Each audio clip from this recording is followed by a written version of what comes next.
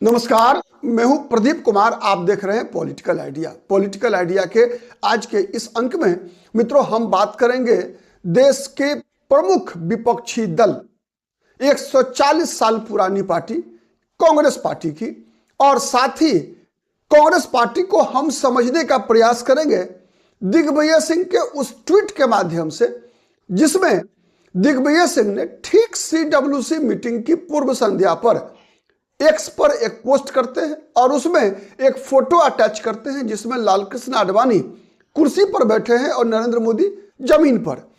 वह फोटो कहा जाता है कि 1995 में जब केशुभाई पटेल गुजरात के मुख्यमंत्री के रूप में शपथ ले रहे थे उन दिनों की है, और दिग्विजय सिंह उसे इस रूप में दिखाने का प्रयास करते हैं कि देखिए कि आरएसएस में संगठन की ताकत क्या होती है। तो एक प्रकार से वो कांग्रेस पार्टी को एक ठीक CWC मीटिंग की पूर्व संध्या पर एक आईना दिखाने का प्रयास करते हैं।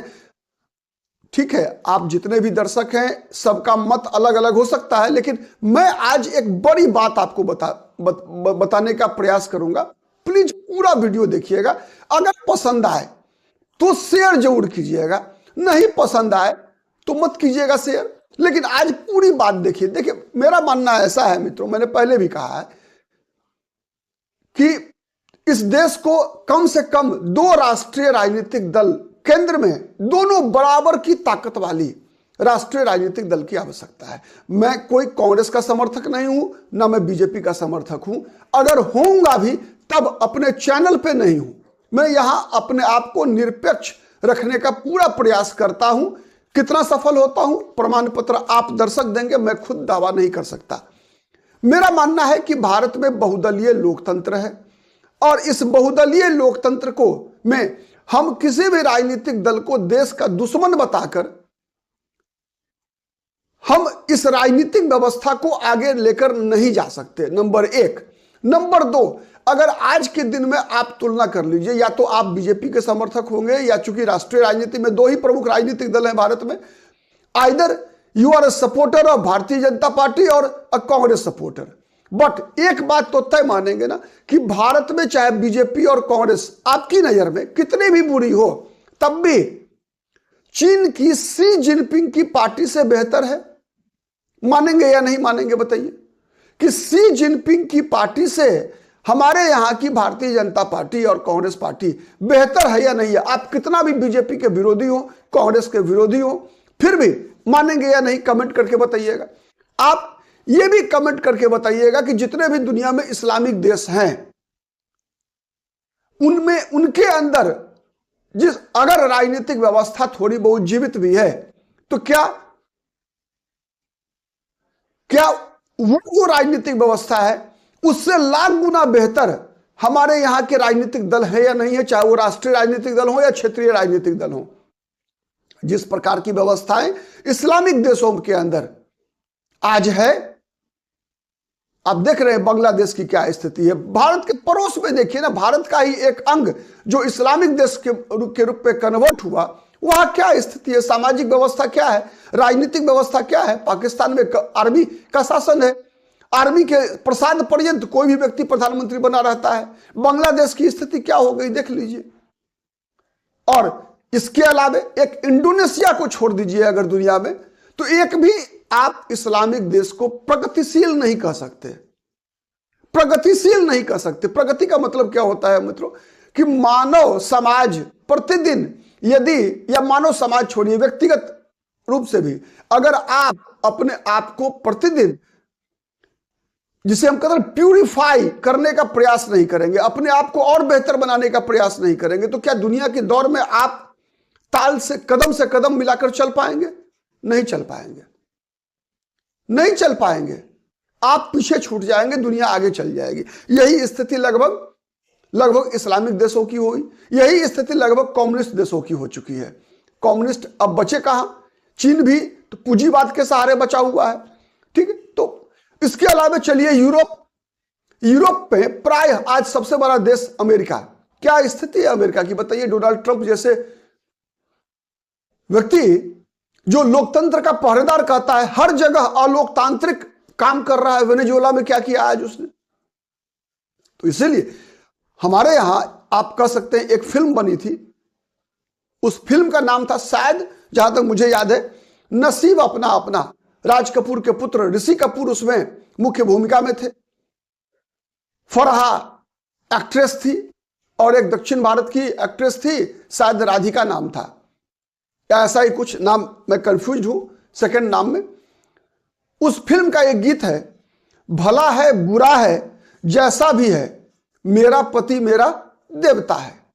यह बात मित्रों सच है भारत के संदर्भ में कि भारत में राजनीतिक दल अगर बुरे भी हैं तो उन्हें शुद्ध करने का, सही करने की जिम्मेवारी किसकी है? हम नागरिकों की जिम्मेवारी है। अगर कांग्रेस के अंदर कहीं कमी है तो इस कमी को ठीक करने की जिम्मेवारी किसकी है? कांग्रेसियों की है। अगर बीजेपी के अंदर कुछ कमी है तो इसे ठीक करने की जिम्मेवारी किसकी है? भाजपाइयों की है या नहीं? पहली जिम्मेवारी किसकी है नंबर एक। नंबर टू, अगर आप, अंतर क्या है, शी जिनपिंग की पार्टी में या पाकिस्तानी में जितने भी राजनीतिक दल हैं उसमें बाहर से कोई आवाज अंदर नहीं जा सकती। अगर अंदर गई तो पोलित ब्यूरो का शासन है चीन में, कहा जाएगा क्या? गद्दार निकल गया। पाकिस्तान में सीधा कहा जाएगा कि इस्लाम का दुश्मन है। पाकिस्तान बांग्लादेश में अगर आपने सरकार के खिलाफ, व्यवस्था के खिलाफ कुछ बोल दिया तो भारत में हर व्यक्ति की आजादी है कि आप चौराहे पे खड़े होकर भारत के प्रधानमंत्री से सवाल पूछे, करे से करे शब्दों का इस्तेमाल करें। अपशब्दों का नहीं, अंतर होता है करे से करे शब्द में और अपशब्द में। करे से करे शब्दों का इस्तेमाल करें भारत के प्रधानमंत्री से सवाल करने में, विपक्ष के नेता से सवाल करने में, किसी भी राजनीतिक दल के नेता से आप सवाल कीजिए, आप आलोचना कीजिए उनकी। इसीलिए इस व्यवस्था को ठीक करने की जिम्मेवारी भारत की जनता की। हम ये कहकर केवल कि फलाना देश का दुश्मन नहीं हो सकता। अगर कुछ गलतियां भी फलाने ने की है, उस गलती को भी ठीक करने की जिम्मेवारी किसकी है? हम व्यवस्था को ध्वस्त नहीं होने दे सकते, हम कांग्रेस को खत्म नहीं होने दे सकते, हम भारतीय जनता पार्टी को खत्म होने नहीं दे सकते। क्यों? कारण समझिए। जब कभी भी किसी भी राष्ट्र के अंदर अगर किसी भी एक दल का ही वर्चस्व होगा तो वो देश चीन में कन्वर्ट हो जाएगा। चीन में क्या है और भारत में अंतर क्या है? चीन और भारत में अंतर क्या है? चीन में एक दलीय शासन है, अगर भारत में भी एक दलीय शासन होगा तो भारत में तानाशाही होगी। यह प्रकृति का नियम है, नेचुरल है। तो इसीलिए दिग्विजय सिंह का कहा गया बयान, दिया गया बयान एक नसीहत 100% सामयिक है। क्यों सामयिक है? अब इस बात को जानते हैं हम। बने रहिएगा, समझने का प्रयास कीजिएगा तो मुझे लगता है समझ पाएंगे। मित्रों एक बात तय है ना, दुनिया में कोई पूर्ण व्यक्ति होता नहीं, भारत की सभ्यता यही कहती है।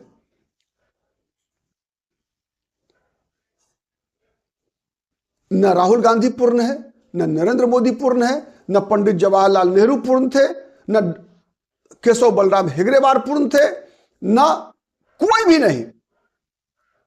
यहां तक कि हमारे यहां माना जाता है कि भगवान शिव से भी गलतियां हो जाती थी जब वो किसी राक्षस को भी वरदान दे दिया करते थे। तो इस सभ्यता में हमारे यहां ऐसा नहीं है कि नो अल्टीमेट गॉड की व्यवस्था हमारे यहां है ही नहीं, अल्टीमेट है ही नहीं कुछ। हर व्यक्ति के अंदर सुधार की संभावनाएं होती हैं। हर व्यक्ति, कहा जाता है कि मनुष्य गलती करके ही सीखता है। इसीलिए हम ये मान के चलते हैं कि कांग्रेस के अंदर कुछ सुधार की आवश्यकता है, तभी कांग्रेस आज भारतीय जनता पार्टी का मुकाबला कर पाएगी। हम ये केवल कह देना कि कांग्रेस को कुछ भी सीखने की आवश्यकता नहीं है। कई लोग कह रहे हैं कांग्रेस पार्टी को आरएसएस से, बीजेपी से कुछ सीखने की आवश्यकता नहीं है। सीखने की आवश्यकता है। सीखने की आवश्यकता क्यों है? यही बात तो दिग्विजय सिंह ने कहा था। आप नहीं आवश्यकता, आप गेट दरवाजा बंद कर दीजिए, नहीं सीखिए तो उसी दिन आपका ग्रोथ बंद हो जाता है। नेचुरल ट्रूथ है, प्राकृतिक सत्य है। जो व्यक्ति प्रतिदिन कुछ भी सीखने का प्रयास नहीं करता उस व्यक्ति का विकास बंद हो जाता है। एक अच्छा शिक्षक बनने के लिए एक अच्छा विद्यार्थी बनना पड़ता है। सच है या गलत है बताइएगा कमेंट करके। तो मित्रों, किसी भी संगठन के लिए आप देखिए कि आज कांग्रेस पार्टी के पास क्या क्या बचा हुआ है। सबसे पहला, किसी भी राजनीतिक दल व्यवस्था में 3 चीजें महत्वपूर्ण होती हैं: नीति, नियत और नेतृत्व। नीति, नियत और नेतृत्व, ये किसी भी राजनीतिक व्यवस्था के लिए सबसे महत्वपूर्ण तत्व हैं। इन 3 आधार पर ही किसी भी राजनीतिक दल को जनता का समर्थन मिलता है। सच है या गलत है? नीति, नियत, नेतृत्व। अब बताइए कि अगर आपकी नीति या आपका नेता या आपकी नियत कितनी भी अच्छी हो, कितनी भी अच्छी हो, कितनी भी अच्छी हो, अगर वो बातें जनता तक नहीं पहुंच पाए तो क्या आपको कभी सफलता मिलेगी? ईमानदारी से बताइए। यदि आपकी नियत, आपकी नीति और आपका नेतृत्व सब कुछ अव्वल दर्जे का है, अव्वल दर्जे का है, लेकिन अगर वो बातें, वो चीजें जनता तक, मतदाता तक नहीं पहुंच पाई, तो क्या आप राजनीतिक दल के रूप में सफल होंगे? नहीं होंगे, नहीं होंगे। यह भी एक मूल कारण है कांग्रेस पार्टी के साथ सफल नहीं हो पाने की। और ये चूंकि कारण है, जो एक साइंटिफिक तरीका होता है एक राजनीतिक दल के गठन के लिए, एक राजनीतिक दल के विस्तार के लिए, उन चीजों को वर्तमान में कांग्रेस पार्टी उस पर काम नहीं कर पा रही है। कांग्रेस पार्टी में केवल पॉलिटिशियन ज्यादा है, जनता के बीच जाने वाले नेता कम है। जनता के बीच तो केवल राहुल गांधी है। राहुल गांधी के अलावा एक नाम बताइए जो कि जनता के बीच हो आज की कांग्रेस में, नहीं दिखेगा। और बीजेपी के पास आप देखिए, जब तुलना करते हैं तो बीजेपी के पास कई ऐसे नरेंद्र मोदी और कई ऐसे नरेंद्र मोदी बनने लायक चेहरे अब बीजेपी ने विकसित कर लिए हैं। चाहे बात अमित शाह की कीजिए, चाहे देवेंद्र फडणवीस की कीजिए, चाहे आप योगी आदित्यनाथ की बात कीजिए, चाहे शिवराज सिंह चौहान की बात कीजिए, नितिन गडकरी की चर्चा बराबर होती है कि anyone can replace Narendra Modi any time. सबके अंदर अलग अलग क्वालिटीज हैं, कोई भी व्यक्ति किसी का विकल्प बन सकता है। ऐसी परिस्थितियों में कांग्रेस पार्टी को 5 क की जरूरत है।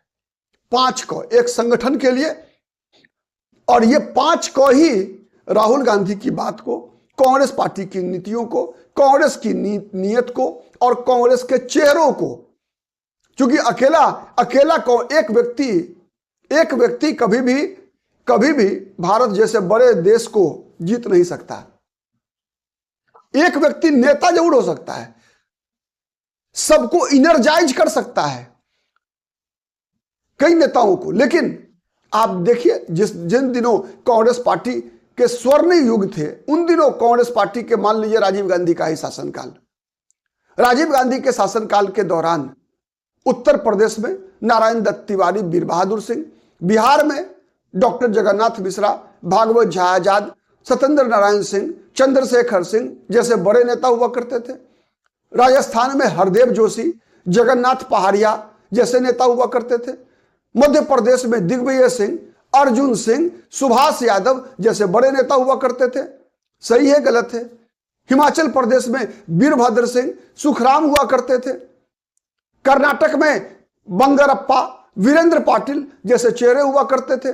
महाराष्ट्र में शरद पवार, विलासराव देशमुख, अशोक चौहान जैसे बड़े नेता हुआ करते थे। सुशील कुमार शिंदे जैसे बड़े नेता हुआ करते थे। AR अंतुले जैसे बड़े नेता हुआ करते थे। सच है या गलत है? पश्चिम बंगाल में ABA गनी खान चौधरी जैसे बड़े नेता हुआ करते थे। प्रणब मुखर्जी हुआ करते थे ना? आज राहुल गांधी के साथ कितने ऐसे चेहरे हैं, सवाल ये बड़ा है। और इन सवाल का जवाब मिलता है 5 क से। पहला काम, सबसे पहला देखिए कि कांग्रेस पार्टी में कार्यकर्ता कितने हैं। नेता ज्यादा है, कार्यकर्ता कम है। सहमत है या असहमत है? कमेंट करके बताइएगा। आज की वर्तमान कांग्रेस पार्टी में सत्ता में लगातार 50 वर्ष रहने के बाद, लगभग 50 वर्ष रही है कांग्रेस पार्टी अभी तक सत्ता में, इनमें केंद्र की सत्ता की बात मैं कर रहा हूं, इनमें एक विकृति आई कि अब नेता ज्यादा कार्यकर्ता कम बच गए हैं। सच है या गलत है? कांग्रेस पार्टी का कार्यक्रम वह कार्यक्रम जिससे कार्यकर्ता का निर्माण होता हो, वह कार्यक्रम कांग्रेस करती है क्या? नहीं करती है। केवल चुनावी कार्यक्रम कांग्रेस पार्टी विगत कई वर्षों से केवल चुनाव ओरिएंटेड कार्यक्रम ही कांग्रेस पार्टी के होते हैं। सच है या गलत है? बताइए। सच्चाई है। कांग्रेस पार्टी का एक मामले में कांग्रेस पार्टी आज भी मजबूत है, वो है कार्यालय। 5 कौ में तीसरा कौ होता है कार्यालय का। देश के हर कोने में कांग्रेस पार्टी का कार्यालय है, इस बात में कहीं कोई दो मत नहीं है। प्रखंड स्तर तक जाएंगे आप तो कई प्रखंडों में भी कांग्रेस पार्टी के कार्यालय है, और जिला स्तर पर तो बड़े बड़े परिसर हैं जहां पर कांग्रेस पार्टी के कार्यालय हैं, इसमें कहीं कोई दो मत नहीं है। कोष सीधा जुड़ा होता है सत्ता से। आपकी कितनी पार्टी, कितने राज्यों में सरकार है, उससे कांग्रेस पार्टी का कोष निर्भर करता है। इसीलिए, और कोष निर्भर करता है कार्यकर्ता और कार्यक्रम की ताकत पे। कार्यकर्ता, कार्यक्रम की ताकत और सरकार में होने ना होने पर आपके कोष। आज कई बार चर्चा की जाती होती है ना, अभी जैसे रिपोर्ट आया था कि भारतीय जनता पार्टी को कांग्रेस पार्टी की तुलना में 12 गुना ज्यादा कॉरपोरेट चंदा मिला 2024-25 में। 2024-25 में कांग्रेस पार्टी को भारतीय जनता पार्टी को कांग्रेस पार्टी की तुलना में 12 गुना ज्यादा चंदा, कॉरपोरेट चंदा मिला। क्यों मिला? इसलिए मिला कि जो सत्ता में रहेगा उसे ज्यादा मिलेगा। एक जमाना था जब बीजेपी की तुलना में 50 गुना ज्यादा चंदा मिला करता था कांग्रेस पार्टी को, तब जब भारतीय जनता पार्टी बहुत छोटी पार्टी हुआ करती थी। कांग्रेस पूरे देश भर की बड़ी पार्टी हुआ करती थी। सच्चाई है या गलत है? ये 100% सत्य है। चौथा तो कोष हो गया। 5वां है कार्य पद्धति, वर्क कल्चर। ये इंपॉर्टेंट है। और ये वर्क कल्चर जो बातें बताई है दिग्विजय सिंह ने कि ना कोई छोटा ना कोई बड़ा, ना कोई छोटा ना कोई बड़ा, ये वर्क कल्चर कांग्रेस पार्टी को आरएसएस से सीखना ही चाहिए, भारतीय जनता पार्टी से सीखना ही चाहिए कि कब किसी मिट्टी को उठाकर सोना बना देती है। जैसे अभी बीजेपी ने एक नितिन नवीन, एक विधायक को भारतीय जनता पार्टी ने अपना राष्ट्रीय कार्यकारी अध्यक्ष बना लिया। क्या कांग्रेस में ऐसा संभव हुआ है? कभी हुआ होगा आजादी से पहले? नहीं हुआ। क्या नितिन गडकरी बनकर कोई एक एमएलसी, नितिन गडकरी थे महाराष्ट्र में, केवल एक एमएलसी थे, पहले राज्य सरकार में मंत्री रह चुके थे, बीजेपी ने राष्ट्रीय अध्यक्ष बना दिया था। तो क्या कोई नितिन नवीन, कोई नितिन गडकरी कांग्रेस पार्टी में बन पा रहा है? यह सवाल बड़ा है।